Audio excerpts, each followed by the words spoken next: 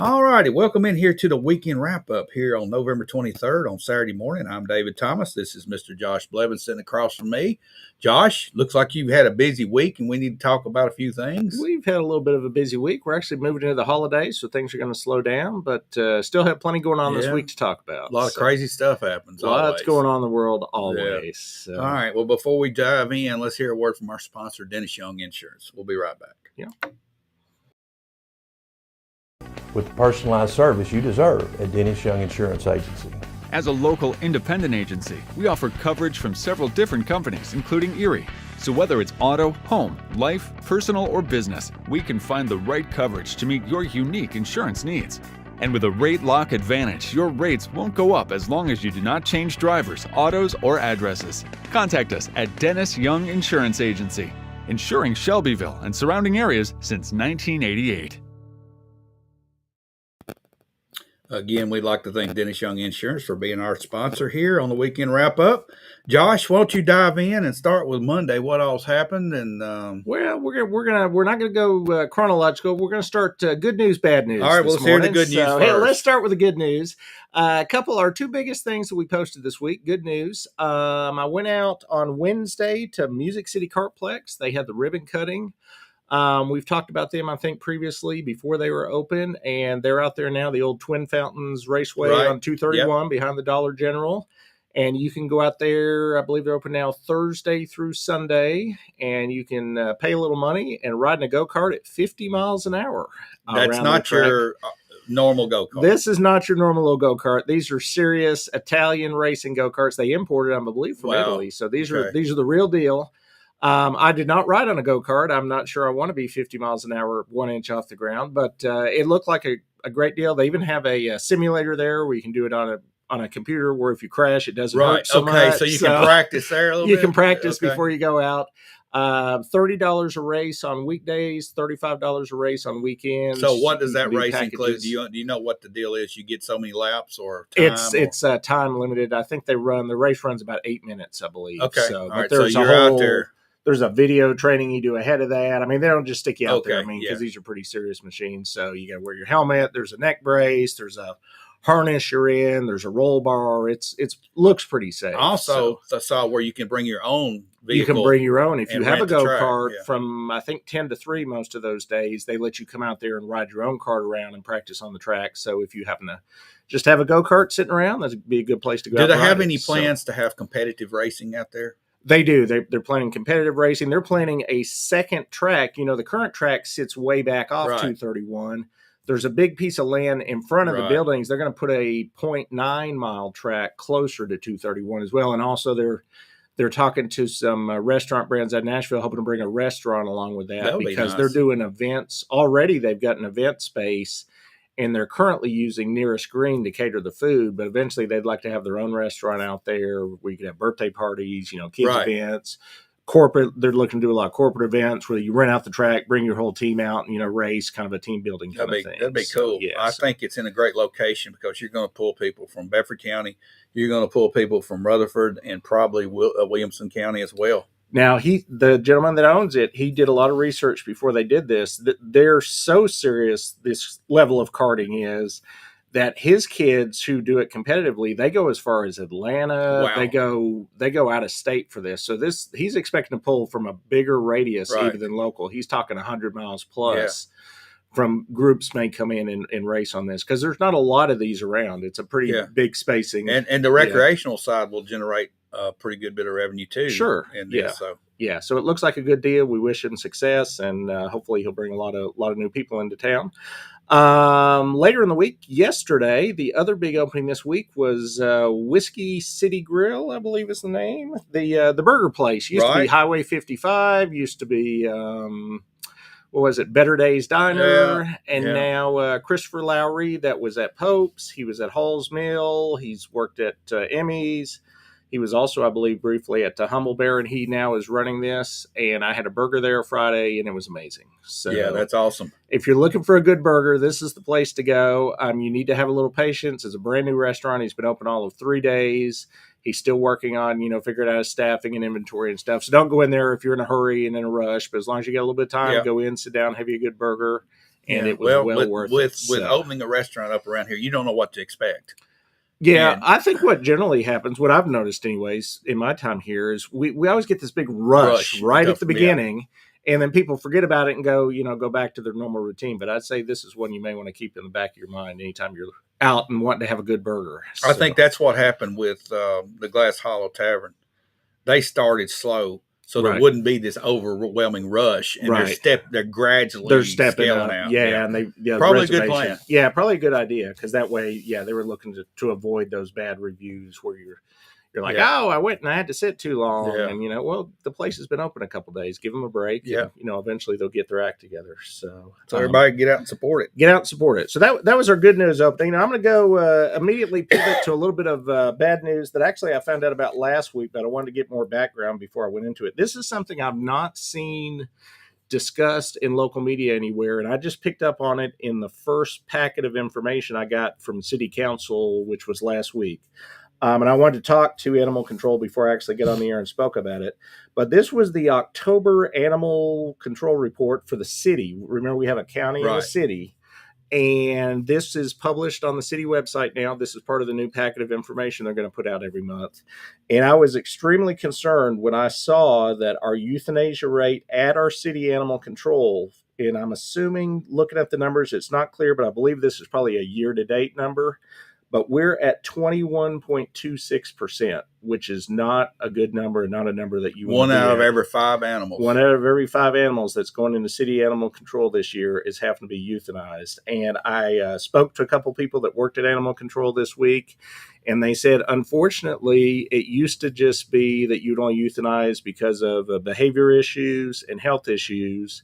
And they are in the unfortunate position they're having to euthanize because of space issues right now. We've got so many animals that are being either owner surrendered or owner abandoned, and they end up in animal control, and we don't have enough people adopting, and they don't have any choice. They're having to euthanize animals right now. And this is just a call for the biggest thing you can do, if you're just a regular person, you have animals, spay and neuter. I mean, you've got to spay and neuter your animals.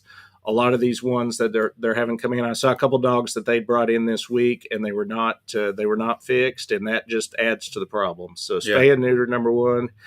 And number two, if you have the ability to adopt, look local. Look to your local animal control. They've got a ton of animals in there to choose from. They got dogs, they got cats. They would be happy to have you come in and look at the animals. What does that cost to adopt now? Do you know, Josh? It's not a lot. It's not a lot of money. You got to pay for a shot or something, maybe. Yeah, we've adopted one cat from our city animal control, and I wish I could remember the number. I want to say it was under $100. I think I honestly don't remember the number, but it's well worth it. Much rather you go there than to go to a breeder or somewhere else. Get, if you can adopt from your local animal. Do you know about the population down there at the current time? Is there a number of how many animals are in house? Yeah, there actually was on this report. Start of the month, October, they had 17 dogs. At the end of the month, they had 18. Start of the month, they had 12 cats. In the end of the month, they had 9 cats. And as far as on those actual raw numbers on euthanasia year to date, they've had 334 animals come in, and they've unfortunately had to euthanize 71 animals. So that's a big number. They actually even in the month of October, they had to euthanize 7 cats. So so we got 17 or 18 dogs and a dozen cats. Yeah. Surely there's enough people, enough families. In Bedford County, they're looking for an animal now that should go down there and visit. Go down and visit, and they're there Monday to Friday, I believe. They get there fairly early. I believe their hours are like 7 to 3:30. So, but they've got a Facebook, they got a website. You can go on that petfinder.com. They got pictures of all their animals on there, just like all the big shelters do. And just, go on there, look to adopt. And if you have an animal rescue and you're in the area and you're looking to help out somebody, definitely City Animal Control is a place you could look to as well. And I want to be clear, this isn't just a Shelbyville City issue. This is area and even a nationwide issue right now. This is big, with shelters all over the country right now. There's, just an influx of too many animals and not enough people adopting. So, all right. Before you move on, I want to say hello, Steve Jordan. Steve, Hey, Thanks Steve. for being in there. Thanks He for gave joining us a shout out, so we're going to shout we'll out. shout back. out back to him. All right. Now, into regular weekly meetings, our normal rundown. Tuesday at noon, we had the City Council Charter Change meeting. And this is one of those meetings that probably could have been an email, let's be honest. Right. Yeah. By the time it was all said and done, the only change that's going to be made to our city charter is, if everything goes through as discussed at the meeting, is they're going to add the definition of the word ratepayer to the part of the charter that defines the qualifications to sit on the power board. I guess the last person that got elected to the power board, their name was not physically on a Shelbyville Power bill. Right. So there was a disagreement between the power company and the city on if this person was a ratepayer or not. So say, for instance, you go down and sign up for electricity at Shelbyville Power. You're the one that's there, so you sign your name. Well, your wife is as involved in paying your bills as you are, but by the way the power company was defining it, her name's not on the bill. She's not eligible to be on the board. So they're setting the rules so that it's the person's name that's on the bill, also the spouse of the person that's on the bill. And if it's a company, because you could also have the name of a corporation or a company, then the company owner could also sit on the board. When's the next appointment? I do not know. They're rolling. They're every 3 years, and there may be some as early as December or January because they have them roll off. Not all at once because they don't want to have a big turnover. Okay. So there could be some as early as this year coming up for sure. So they just wanted to get that clarified. There had been discussion of changing the non-resident property owner voting rights, which you and I discussed a few months ago, and they left that alone. So if you own property in the city, even if you don't live here, as long as you're paying property taxes, you're allowed to vote in the city election. And that means you get to pick out, if you've got multiple properties, you're in one ward that you get to vote in per election. Now, the issue that had been brought up is if you do own multiple properties every 2 years, you could switch wards. Right. MTAS rep was there, and they decided there's no language they could include that could fix that problem. Because say if you own a house in the city and you live in Ward 5 and a year later you move to Ward 4, well, you could vote in Ward 4 the next election. So there's just really no way they could write the language in such a way to clean it up. So they just left it alone. Okay. And then the other thing that had been discussed at the first meeting about this that ended up deciding was not even legal was no change to the qualifications for city council candidates. They discussed maybe that county employees could not run for city council. The lawyers came back and said, no, you can't do that. That's not any kind of a legal move at all. So they're leaving that alone. There was some new discussion in this one about there's some vague language in the current charter about what could disqualify you for being a council candidate. And there was discussion of should they run a background check on people running for city council? Because if you actually work at the city, they run a background check. And they decided they didn't want to get into that because what do they want to be putting out, personal information, I guess, of city council? They're expecting the media and just people in general to do the digging. Here's the thing. It came out in this last election. Yeah. Through a mail piece. Right. Typically you don't see that happen around here, but in the last couple of elections, you've seen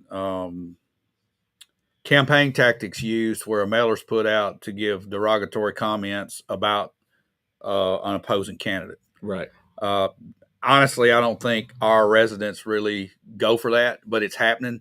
So I think they're probably saying, well, the stuff is going to come out within the process of the campaign. Anyways, So, and I don't think the city wanted to be involved in being the ones to put that information out there. Probably a smart move. Yeah, they'd rather stay on the politics side of it. Whoever does it, it's a bad look for them. Yeah. So the city's going to stay out of that. If anybody else wants to dig into somebody, they're welcome to, I guess is what they're saying. So.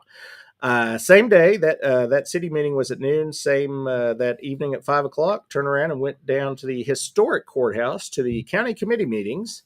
And we had our normal three committees. The rules committee decided to finally send the bylaws that they've been talking about since March or April. They're going to send them to the county commission for a vote next month. Wow. So it's happening. They've talked them to death. So they decided they're going to vote on them. So, it's good to talk about things, but just don't talk about it till it's no longer relevant. But I think it's still relevant. So it's still relevant. Here. So we'll see if anybody catches anything when it goes to the floor, but that they're going to be voting on it. Another thing they passed was a resolution adopting fire codes and updating the building codes. I guess we had not had county fire codes before.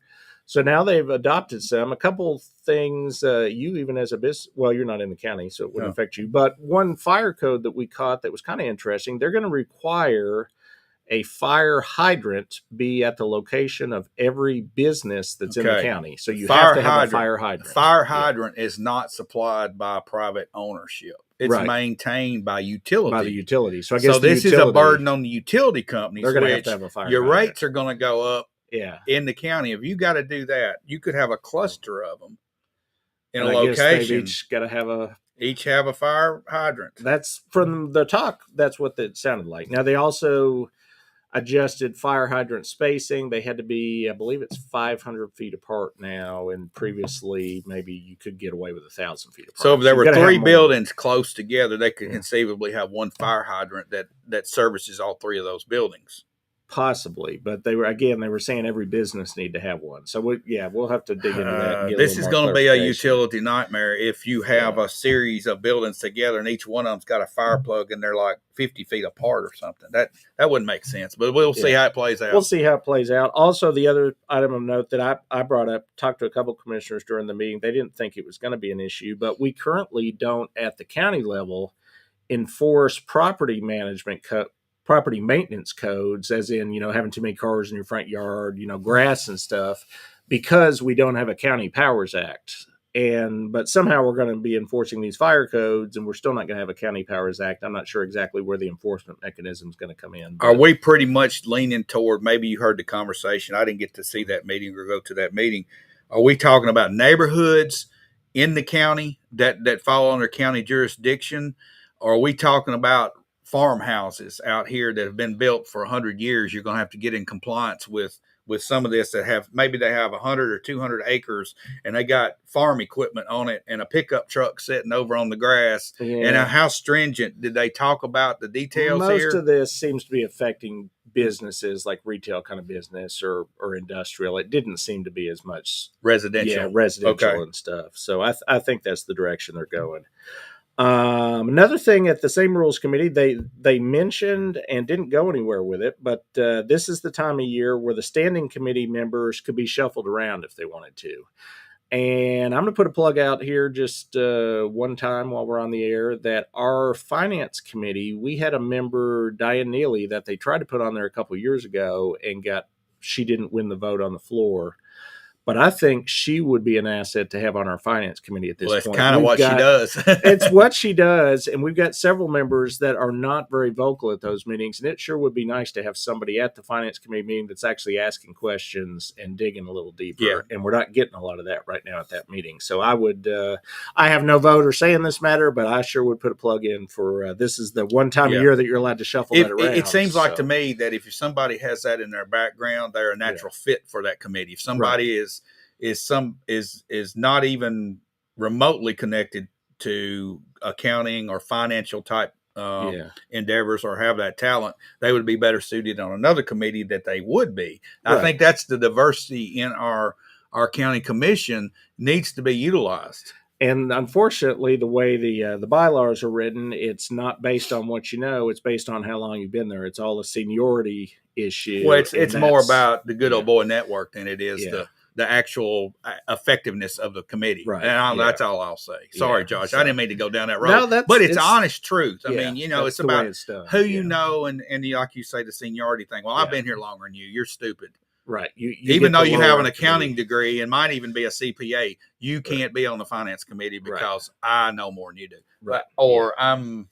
Never mind. Yeah. So sorry. So I almost went down that hole. We're just putting a plug in for Diane. She'd be great on that committee. Probably not going to happen, but sure would be. And I can think of somebody else that has an accounting background that has a degree. Right. That also could fit in that committee. But other item of note at that meeting, during the law enforcement meeting, a question was asked of our sheriff. There was some Nashville news recently about Venezuelan gangs have entered the state. So he just asked, hey, are we seeing any gang activity in Bedford County? And the surprising answer we got, which didn't come from the sheriff, it came from Ronald Prince, our jail director, was we've got a problem with gang activity in our county prison right now, in our county jail. They're tracking an influx of, he mentioned gangster disciples and vice lords at the jail. They've actually got a gang unit now in the jail, keeping an eye on things and trying to keep peace within the jail. You know how you bust up a gang? Don't let them gather together, because that's what a gang does. Okay, yeah. They hang out. I mean, every one of these need to be in, if it's possible, solitary confinement. I mean, monitored. And I'm sure that's what they're doing. Well, they've got that pod system, so I'm assuming they're identifying. This cannot be tolerated because this is a breeding ground for gangs nationwide. Yeah. I mean, where do gangsters end up? They end up in jail. They're going to gang in there. Man, it's got to stop, and it's got to come down. I think each state has to have strict guidelines as far as handling this type of stuff, or we're not going to see this go away, Josh. Right. And you wouldn't have thought, I mean, little old Bedford County, I mean, do you really expect, vice lords and gangster disciples? That's not something you think. Absolutely. But they're everywhere. It's here. Yeah, it's here. They're filtering out of Nashville and out of Huntsville. Yeah. And all of it's directed out of Memphis when you want to get right down to it. Yeah. And they're coming. Yeah. And it comes along with the drug problem that we know we have that doesn't get talked about as often as it probably should. So this is the network for the drugs. Yeah. Yep, that's how they get here. So Wednesday, not a meeting, but we got a new executive order from Governor Lee, and we don't talk a lot about state level things, but this one affects us in particular. This is, and I brought a copy of it with me here. This is an order to conserve the Duck River watershed. And what this is he set up a new planning. This is the Duck River Watershed Planning Partnership. It's a new 19-member board that is going to start overseeing the river and start making some recommendations and possibly some changes on things going on there. They're looking at water system regionalization. They're looking at, they're talking to TDEC. They're telling them they want to continue implementing the comprehensive permitting pilot program in the Duck River watershed. What that is Shelbyville Power, we talked about it over a year ago. They're currently waiting on a ruling from TDEC on a permit to allow them however much water they're going to let them take out of the Duck River every day. Yeah. We've got a plant right now that mathematically can process 10 million gallons a day. But TDEC is coming back and saying, we may not want you taking more than 8 million. I think it's 8.35 million gallons a day. And when we're in drought condition, which we're currently in severe drought, we may hold you back to as low as 6 million gallons a day, which at that number, we're already out of compliance. So this is going into, just the fact the explosion of growth around the Duck River, all these different communities. We've got so many different utilities that are trying to draw water out of there. And at some point, there's only so much physical water that runs. Every family that moves to Bedford County, Josh, is hooking up to a spigot to the river, and they're sucking water out of it. Yeah. I am, you are. Yeah. We're here. The new people coming in, the new developments, they're all going to hook to it. The businesses, the industrial, all of that. So I want to give some background on the Duck River. Yeah. I know why the governor's doing this. The Duck River is one of the most biodiverse rivers in the world. Probably in the United States, the most diverse as far as inhabitants. It starts just up in the Coffee County. It runs all the way to Hickman County, where it goes into the Buffalo River, and the Buffalo River spills into the Tennessee River. That stretch of river, the 280 miles of shoreline that it has got 256 different species of mussels. Yep. And the fish, the fish and the species of fish in that aqua environment it's so broad. It's in danger of losing that. Okay. All of this life in the river makes the quality of the river better. Right. So I'm sure that has gone into Governor Lee's, and he probably has a task force that's checked this out, of his concern. And if you suck it dry, if we all get down here and we hook up our spigots to it and suck it dry, it's gone. Yeah. And we're in danger of human life being able to sustain itself on a dry river. You look at it. We don't have a good backup plan. No, we don't have. You've got the Elk River that goes over, from Fayetteville over to Lynchburg and Tullahoma, parts of Coffee County that they get. But the north side of that, all along from Lewisburg, all Marshall County, Columbia, all the way up to Hohenwald, that's where their water's coming from. Yeah. So, yeah. And again, it's a limited resource. It just doesn't magically gonna keep pumping more water out of it. At some point you run out. Yeah. So they're looking seriously at what kind of conservation, methods they can use. Do they need to, slow down some of the development? What can they do? There was even some talk in here. Bill and I talked about it a couple weeks ago. Even the reservoir level at Normandy, do they need to look at not lowering it as much in the winter as they are right now, just to keep enough water there in case there's not the spring rains that are normally there every year, if you have a year that you have low rain or something. Right. So what happens with all the residential development that's coming into Bedford County, Marshall County, Maury County, because this is a hotbed. People are coming from the Nashville and northern area south. And they're coming south. Yep. So how do we, is there any mention of curbing that growth? There's no honestly, I don't like to call it growth. I just say the flooding of people, the overpopulation of an area.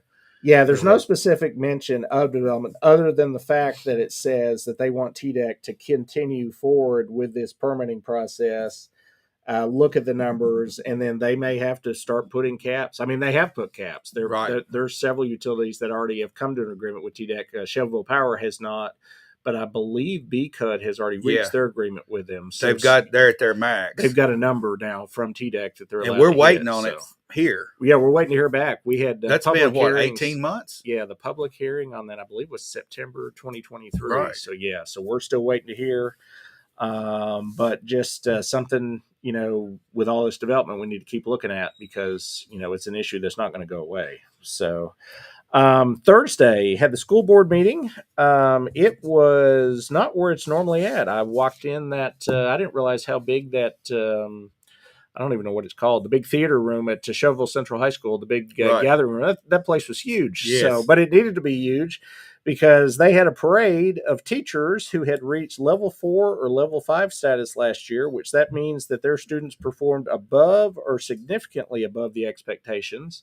And they had a table full of certificates, and they went right down the list and read off all those teachers from all those schools, and it was great. There was a bunch of them.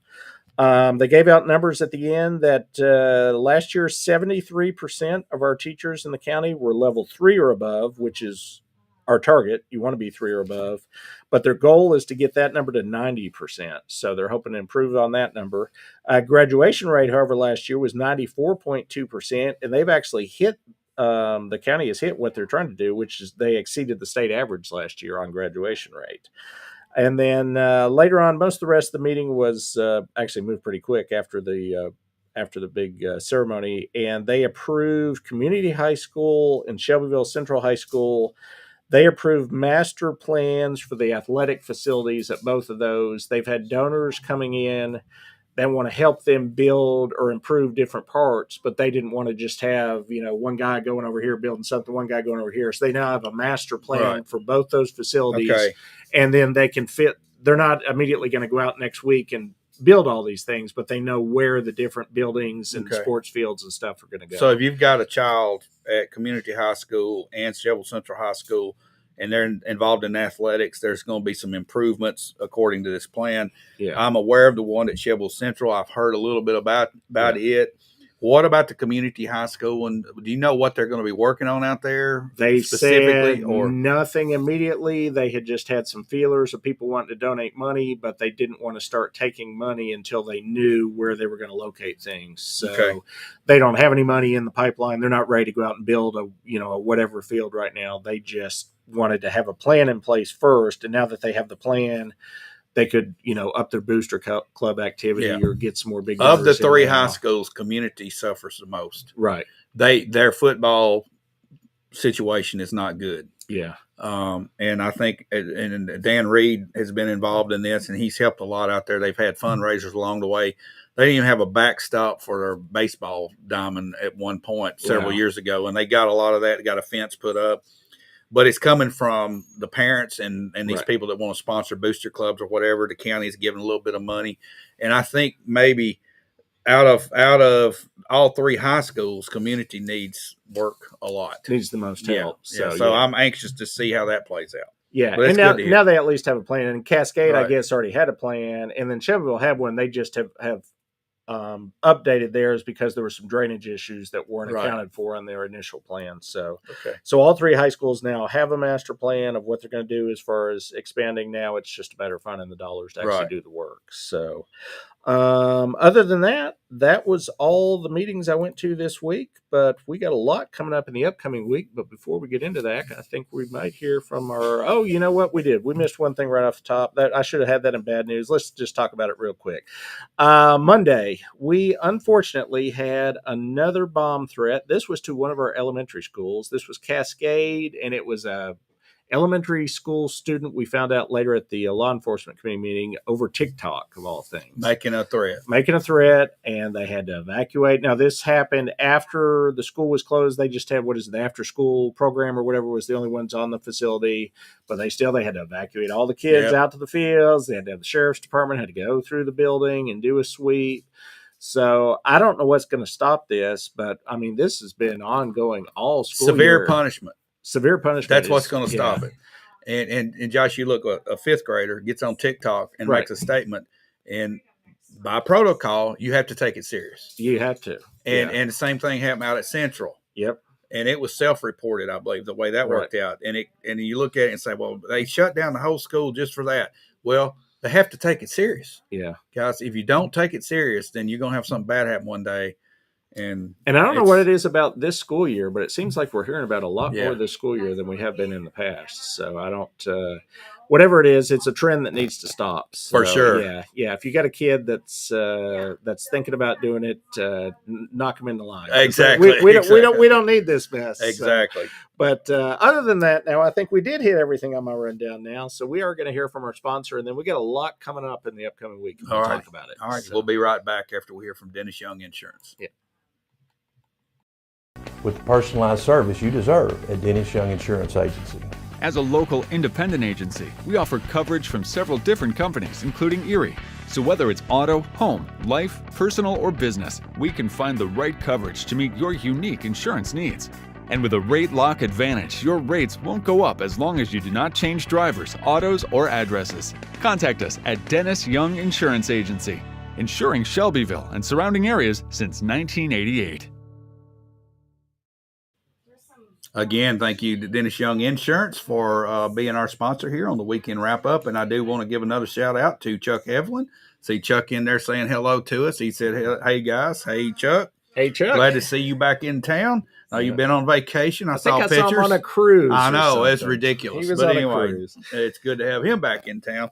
All right, Josh, what we got coming up in the upcoming week? Actually, a short week. We got this kind of a holiday coming up this week, I think. Said about a big turkey or something. That's what I'm hearing. I think I'm supposed to eat a lot of food and watch a lot of football. But before we get to Thanksgiving, today, actually, we've got two events that to me are very similar and occurring at two different places in the county. So we're going to cover them both. At the Fly, going on right now, 9 a.m. to 4 p.m., we have the Festival of Trees Holiday Craft Fair. And I know they got a bunch of Christmas trees set up, and they got crafts, I'm assuming, for sale by the name of it. And I saw some pictures online. The mayor and the head of our Chamber of Commerce, they've already gone in and judged all the trees. So there's stuff going on at the Fly. And then at the exact same hours, 9 a.m. to 4 p.m. today at the Ag Center, we have the County Fair Christmas. And that, again, is crafts, food trucks, Christmassy kind of things, I guess, kind of a holiday event. So I'd say, I mean, you got 9 to 4, that's 7 hours. So spend a couple hours at the Fly Center, spend a couple hours at the Ag Center. Yep. You know, you can fill your day up. Sounds like there's food at both of them. There'll be stuff to eat, stuff to buy. So, you know, good day to stay in bed for those people that I see posting on Facebook, there's nothing to do around there. There's two things right there. There's two things. Yeah, you can fill your Saturday with just those two things. As far as meetings this week, Tuesday at 4:15, we have the monthly County Financial Management Committee. Nothing crazy on that agenda. It'll mainly be financial reports and stuff. We'll be at that and look at all the reports and see if anything jumps out at us. But the big one this week, this is the one big meeting of the week. It unfortunately is falling on Thanksgiving week this year, so may impact how many people pay attention to this. But Tuesday at 6 o'clock, City Planning Commission is meeting, and they have 2 big new city subdivisions on this agenda. I know people that live around both of these subdivisions. One I know because it's my neighborhood, and the other one I know because I've heard from a lot of people. Let's start over at Fairfield Pike, Brown Lane. There's a subdivision, Claxton Estates, 73 single-family homes that are all going to feed into Brown Lane, which then feeds into Fairfield Pike, which is already turning into a bit of a traffic issue because the new school is right there. Right. And they will be voting on that at this Planning Commission meeting on Tuesday. If you live in that neighborhood and you want to have your voice be heard, this is your chance. You can come out and, give a 3-minute spiel to the Planning Commission. Just say, hey, this is how the neighbors feel about it. That would be one you could speak on. And then the even bigger one, this is the one that's been deferred since December of last year. We talked about it after last month's Planning Commission. They are going to force at least a discussion and possibly a vote on Remington Farms, also known as the Swing property. This is the 110 acres behind Jostens up against Union Street and Cloverdale, where you've got a developer trying to put in 400 single-family homes and 315 townhomes. So you're looking at 715 rooftops and based on 110 acres. 110 acres, based on the math that planning is using right now, which is based on their estimation of our population at I think they're talking 3.6 people per household. They're looking at right now. You're talking 2,500 people. You're talking about taking 5 gallons of water and throwing it in a gallon jug. That's what you're doing. All right. Now, it is kind of it's unfortunate that it's coming up this week. Yeah, but here's my question, Josh. It sounds like the Brown Lane thing has already been approved. It has not been approved, not by the city, already but zoned. It's zoned appropriately, and they have to check. They have to check all the boxes to make sure that they're within compliance. That's the process now. They're going to check all the boxes. Yeah. And this is with the Planning Commission. All right. And then the Remington Farms, has there been any tweaks on the plans? They have made no changes. Planning has gone back to them several times and said, hey, if you would reduce the number of rooftops going on here, you wouldn't be causing the traffic issues, which is the tie-up since December has been they've not put forth a traffic study that both the city and TDOT agree with the improvements that they're willing to do to keep the traffic at a reasonable level. Specifically, the last traffic study they provided showed a major degradation in traffic quality at Colorado and Union Street, right? Which is obviously well away from that property. So the developer's like, well, that's too far away from my development. I don't want to fix that. TDOT and the city are like, you're the one ruining the traffic. You need to fix it.